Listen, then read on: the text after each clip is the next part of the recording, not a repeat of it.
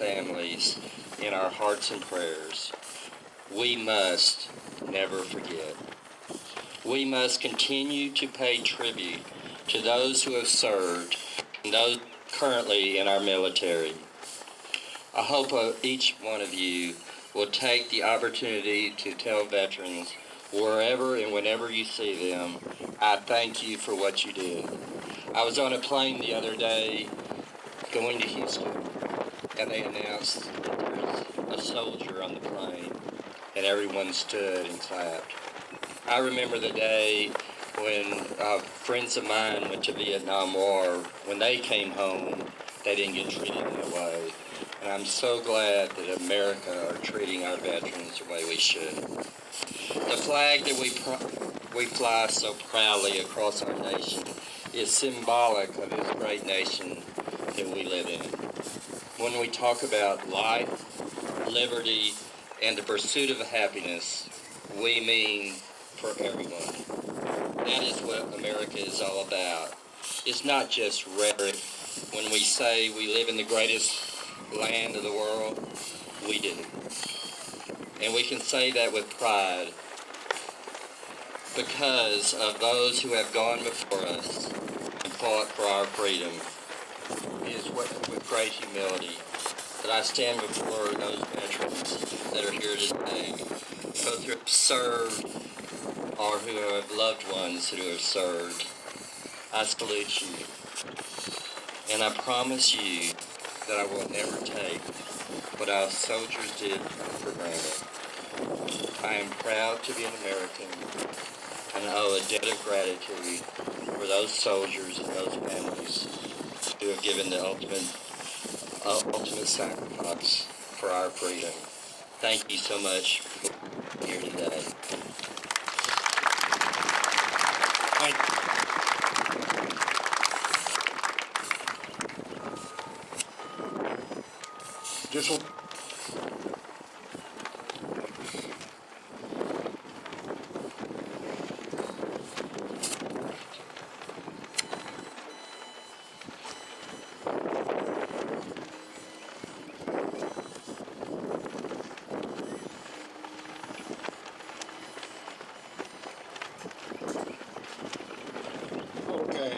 The wind won the battle with the microphone. This next person that I'm going to present, I have to say it's an honor for me to be able to serve with him on the City Council. And at this time, I want to present Russell Thomas, the Honorable Mayor of the City of Ennis. Russell.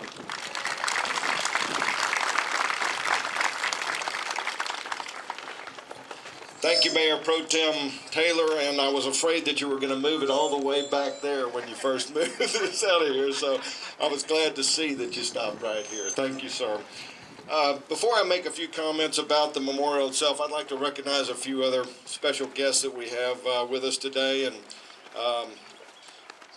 Judge Carol Bush, our county judge, is with us today, and she serves very well here in Ellis County, and we're grateful to have her here today.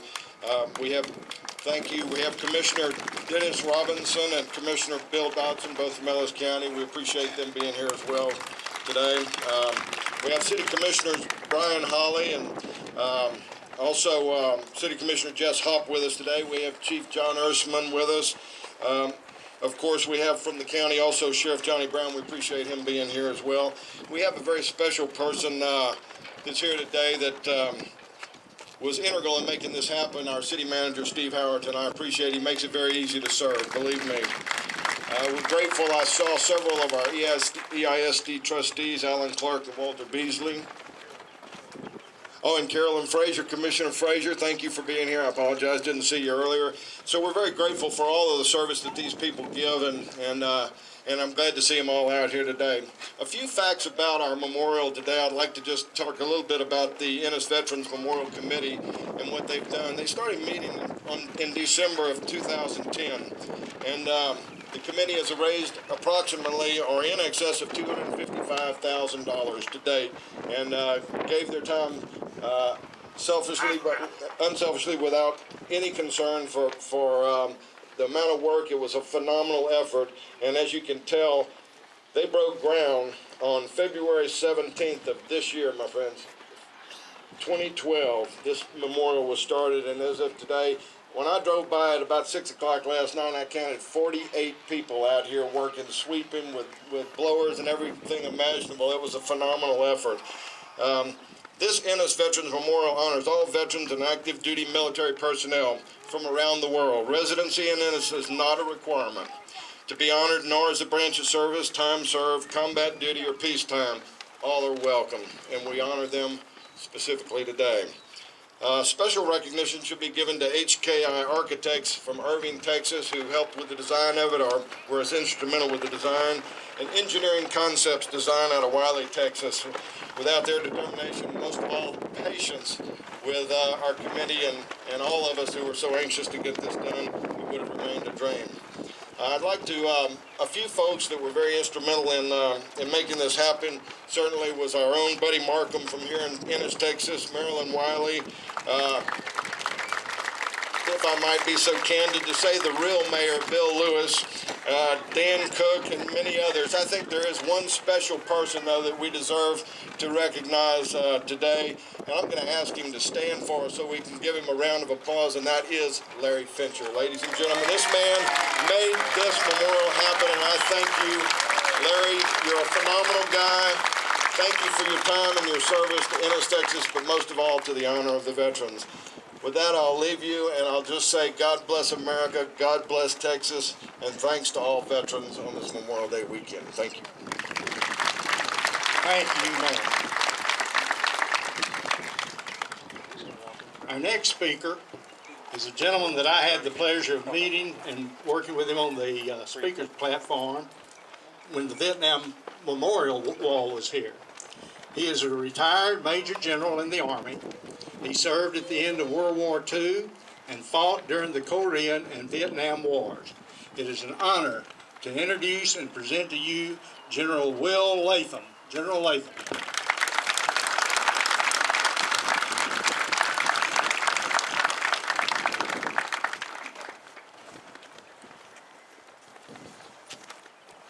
Thank you, sir. Can you hear me back there? I'd like to second all the things I heard about the people who laid this event on. It's awesome. You even got the wind to do to the flag exactly what it should do. And I need to express my gratitude to all the, from Mr. Markham on, first contacted me about coming today.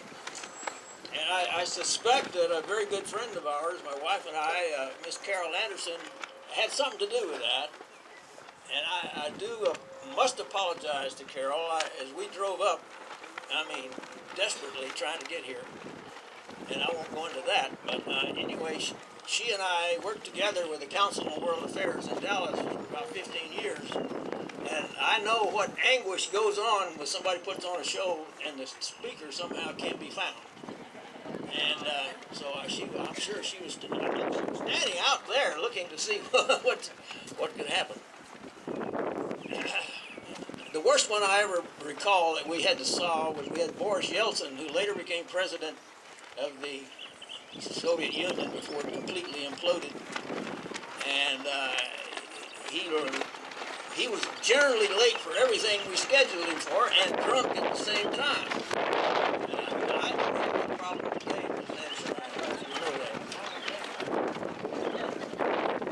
I had put together, I thought, a significant some remarks based on a lot of the information you folks provided. And it's impressive to me to know the trouble you went through, many people did, to get the details about people from this county and indeed this community who served their country.